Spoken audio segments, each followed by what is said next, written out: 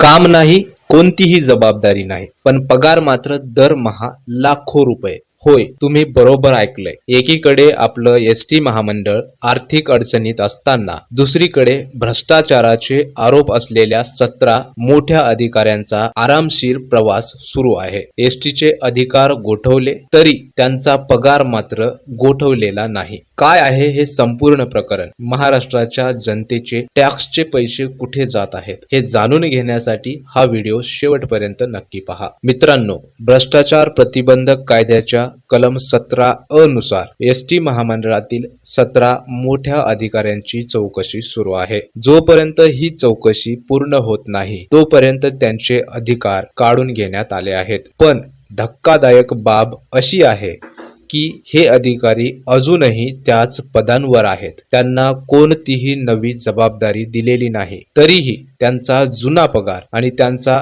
दरारा तसाच कायम आहे. महाराष्ट्र एसटी कामगार काँग्रेसचे सरचिटणीस श्रीरंग बर्गे यांनी यावर कडाडून टीका केली आहे. त्यांनी थेट परिवहन मंत्री प्रताप सरनाईक यांना पत्र लिहून प्रशासनाच्या या कार्यपद्धतीवर प्रश्नचिन्ह उपस्थित केलंय. बर्गे यांचं म्हणणं आहे की एसटी महामंडळ आधीच आर्थिक संकटात आहे. अशा परिस्थितीत काम न करणाऱ्या या भ्रष्ट अधिकाऱ्यांवर दरमहा लाखो रुपये उधळणं कितपत योग्य आहे? त्यांना दुसरं कोणतं काम देता येईल यासाठी तातडीने अभ्यास समिती नेमण्याची मागणी देखील त्यांनी केली आहे. विषय इथंच संपत नाही. हे अधिकारी महत्वाच्या पदांवर ठाण मांडून बसल्यामुळे प्रशासनावर त्यांचा दबाव कायम आहे. लाचलुचपत प्रतिबंधक विभाग आणि न्यायालयात ही प्रकरणं वर्षानुवर्षे प्रलंबित आहेत. याचाच फायदा घेत हे अधिकारी आपल्या हाताखालील कनिष्ठ कर्मचाऱ्यांवर दबाव टाकतात आणि त्यांना चुकीचे निर्णय घेण्यास भाग पाडतात, असाही गंभीर आरोप केला जातोय. म्हणजेच अधिकार गेले तरी प्रभाव मात्र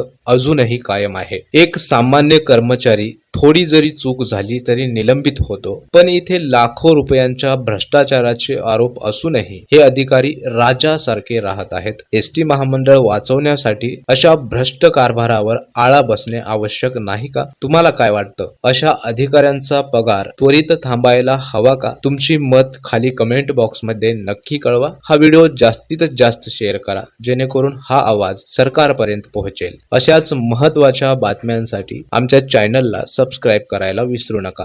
धन्यवाद.